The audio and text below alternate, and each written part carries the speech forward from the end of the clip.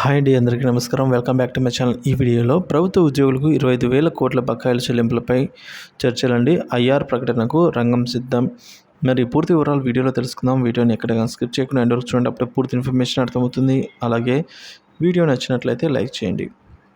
ఇంకా విషయానికి వచ్చినట్లయితే నూతన ప్రభుత్వం ఏర్పాటును స్వాగతిస్తున్నామని ఏపీ జేఏసీ అమరావతి అయితే తెలిపింది. రాష్ట్ర నూతన సీఎంగా చంద్రబాబు, ఉప ముఖ్యమంత్రిగా పవన్ కళ్యాణ్ వారి నేతృత్వంలో ఏర్పాటైన నూతన ప్రభుత్వాన్ని స్వాగతిస్తూ శుభాకాంక్షలు తెలియజేస్తున్నామని ఏపీ జేఏసీ రాష్ట్ర chairman Siva Reddy, secretary general Hrudaya Raju బుధవారం ఒక ప్రకటన ద్వారా తెలిపారు. బుధవారం జరిగిన ప్రమాణ స్వీకారానికి పాల్గొన్నాం. గత ప్రభుత్వంలో కోల్పోయిన హక్కులు, ప్రయోజనాలను పునరుద్ధరించాలి. 12వ పీఆర్సీ అమలు ముందే ఐఆర్ ప్రకటించాలి. 25,000 కోట్ల పెండింగ్ బకాయిలను చెల్లించేలా చర్యలు తీసుకోవాలి. సిపిఎస్ రద్దు దిశగా దృష్టి సారించాలి. మెగా డిఎస్సి నిర్వహించాలి. విద్యా రంగాన్ని అస్తవ్యస్తం చేస్తున్న 117 జీవోను రద్దు చేయాలి. ఉద్యోగుల సమస్యలపై కొత్త ప్రభుత్వం ఏపీ జేఏసీ నాయకత్వంలో చర్చించి తగు సమస్యల పరిష్కారానికైతే మార్గం చూపించాలని వారు కోరడం జరిగింది.